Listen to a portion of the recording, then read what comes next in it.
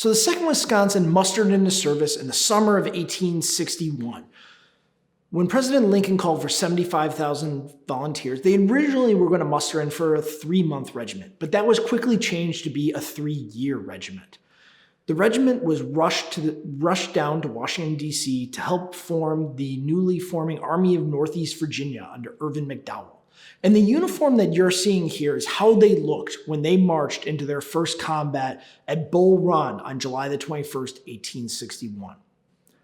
Let's address the obvious. The confusing part here is they're wearing gray and they're a U.S. regiment. And that's part of why Bull Run was such a confused fight for both sides. The state of Wisconsin was responsible for quickly equipping a unit for war, and they went to go find the cheapest and most readily available cloths and materials available. And for Wisconsin at the time, that meant gray wool.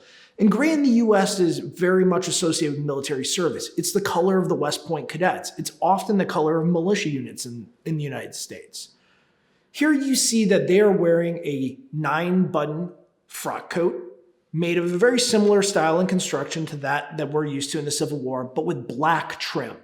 They're also wearing gray trousers. Some of the regiment's trousers had black seam welts, some did not. The one we're showing here doesn't have that seam welt. For headgear, the soldier is wearing a shako patterned on the British Army style used during the Crimean War. Now, there are no examples of this surviving today, so this is based on some evidence on the photographs, as well as looking at the militia scene in Wisconsin in the 1850s. The photos that we have that show this original shako shows that there was what was most likely called a back visor on it.